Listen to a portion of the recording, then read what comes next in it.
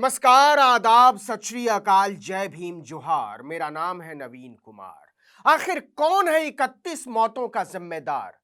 Double engine की सरकार में मौत के डबल डोज की इस कहानी ने हर किसी को झकझोर दिया है।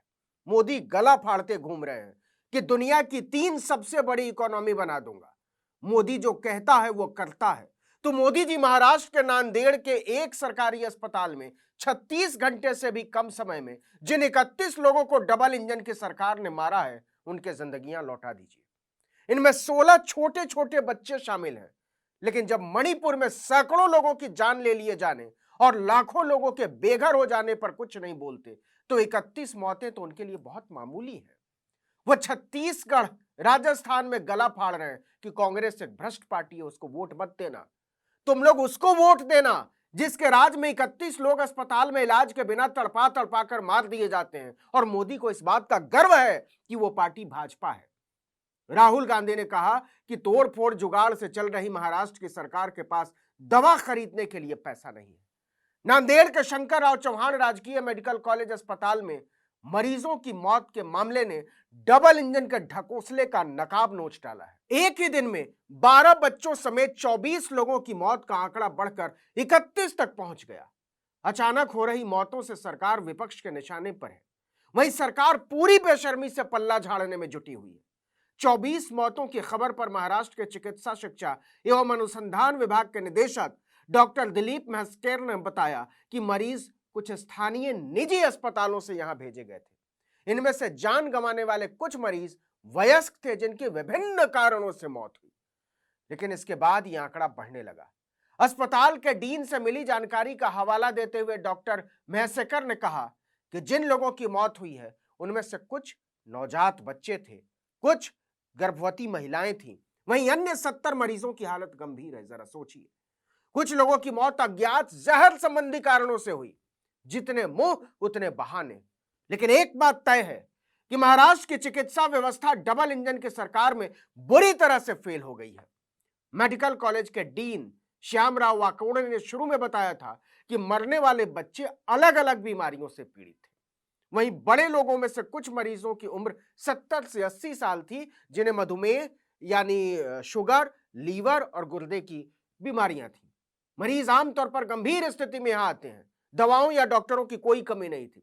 इन सारी बातों को अगर सच मान लिया जाए तो सवाल है कि बच्चों की जान क्यों गई, वो भी एक दो नहीं, पूरे 16।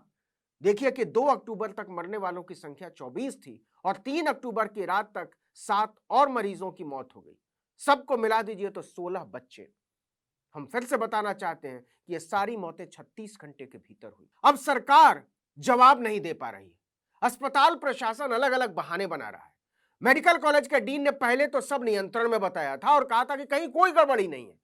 लेकिन जब लगा कि हालात हाथ से बाहर निकल चुके हैं तो कहने लगे कुछ कर्मचारियों के तबादले की वजह से हमें मुश्किलों का सामना करना पड़ रहा है। बहाना। इसके बाद एक नया बहाना आया, हम 3rd स्टेज की देखभाल के केंद्र हैं।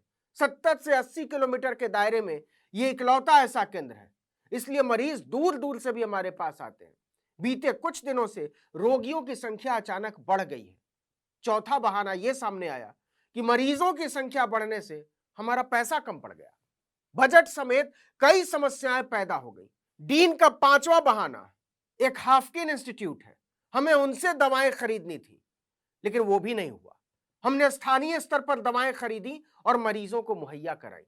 राहुल गांधी ने इसे लपक लिया और कहा कि सरकार के मंत्री मौज कर रहे हैं और जनता के इलाज के लिए पैसा नहीं है। दवा के बिना मरीज तड़प तड़प कर जान दे रहे हैं। मुश्किल में आई डबल इंजन की सरकार ने एक बार फिर से अपने बचाव में अस्पताल के डीन को आगे किया। डॉक्टर श्यामराव वकोड़े ने अस्पताल पर लगे लापरवाही के आरोपों को नकार दिया। उन्होंने कहा कि अस्पताल में न तो दवाइयों की कमी हुई है और न ही यहां डॉक्टरों की कोई कमी है। गोया मरीजों की मौत के लिए वो खुद जिम्मेदार है, क्योंकि सटीक इलाज के बावजूद मरीज पर इलाज का कोई असर नहीं हुआ। यह डीन का कहना है। कमाल की बात है ना। डीन ने खुद बताया कि 30 सितंबर से लेकर 1 अक्टूबर के बीच पैदा हुए 12 बच्चों की मौत हुई। नवजात बच्चों की मौत का कारण बताते हुए उन्होंने कहा कि ये सभी बच्चे 1 से 3 दिन के थे और उनका वजन बहुत कम था, और साथ में यह भी कि बाल चिकित्सा विभाग में 142 बच्चे भर्ती हैं, जिनमें से 42 की हालत गंभीर है। ये मरीज पड़ोसी जिले हिंगोली, परभणी और वाशिम से आए हैं। वहीं कुछ तेलंगाना के भी मरीज यहां भर्ती हैं। लेकिन सवाल फिर से वही है कि कौन जिम्मेदार है 36 घंटे में 31 लोगों की मौत का, 16 बच्चों की मौत का। और यह सिलसिला यहां थमने वाला नहीं है, लिख लीजिए। दूसरी तरफ प्रधानमंत्री नरेंद्र मोदी इन मौतों से नजरें चुराते हुए छत्तीसगढ़ में भाषण झाड़ रहे थे कि यहां विकास बैनर पोस्टर में दिखता है या कांग्रेस नेताओं की तिजोरी में। जगदलपुर में मोदी ने कहा कि ये लोगों की आंखों में धूल झोंकते हैं और भ्रष्टाचार करते हैं। कांग्रेस ने घोटालेबाज सरकार दी है। कांग्रेस ने छत्तीसगढ़ को सिर्फ दिया है झूठा प्रचार और घोटालेबाज सरकार। नारा तो मोदी से लगवा लीजिए। तो सवाल है कि महाराष्ट्र को मोदी ने क्या दिया है? अगर भ्रष्टाचार भी नहीं है जैसा कि सरकार कह रही है, मोदी कह रहे हैं, अगर कुव्यवस्था भी नहीं है जैसा कि सरकार कह रही है, मोदी कह रहे हैं, अगर पैसे की कमी भी नहीं है जैसा कि सरकार कह रही है, मोदी कह रहे हैं, तो फिर कौन है 36 घंटे के भीतर 16 बच्चों और लगभग इतने ही बुजुर्गों और महिलाओं की मौत का जिम्मेदार, जिन्होंने अस्पताल के बिस्तर पर बिना दवा, बिना इलाज, बिना मदद के दम तोड़ा है? उनके लिए डबल इंजन सरकार के 56 इंची प्रतापी महापुरुष का क्या संदेश है? या भाजपा के पास इसका कोई जवाब है? अगर मोदी भी दिन रात सेवा में लगे हुए हैं, उनकी सरकार भी दिन रात सेवा में लगी हुई है, उनके सीएम, सखा, सहयोगी, शिष्य भी दिन रात सेवा में लगे हुए हैं, तो सवाल है कि मेवा कौन खा रहा है? वो कौन लोग हैं जिन्होंने महाराष्ट्र के बुजुर्गों, नौजवानों और बच्चों को अस्पताल में तड़पा तड़पा कर मारा है? क्योंकि ये तो खुद अस्पताल ने स्वीकार किया है कि ये सामान्य मौतें नहीं है। और ये भी अस्पताल ने ही स्वीकार किया है कि हमारे पास दवाओं और मदद के साजो सामान की कमी हो गई थी। क्या भारत की गरीब जनता को यह हक है कि पूरी दुनिया को भ्रष्ट बताने वाले नरेंद्र दामोदर दास मोदी से उनकी डबल इंजन सरकारों के डबल जालिम हो जाने का हिसाब मांगे? लेकिन कहते हैं, निष्ठुर और निर्दयी लोगों के पास संवेदना और सार्वजनिक नैतिकता नाम की कोई चीज नहीं होती। इस बात को मोदी से बेहतर पूरे संसार में इस वक्त कोई नहीं जानता। इस वीडियो में इतना ही, लेकिन अगर आपने आर्टिकल 19 इंडिया को अब तक सब्सक्राइब नहीं किया तो फौरन कीजिए, बेल आइकॉन दबाइए, घंटी जैसी आकृति, लाइक कीजिए और कमेंट करके बताइए हमारा वीडियो आपको कैसा लगा।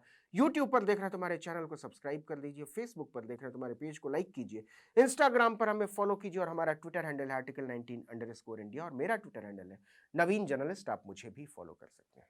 नमस्कार।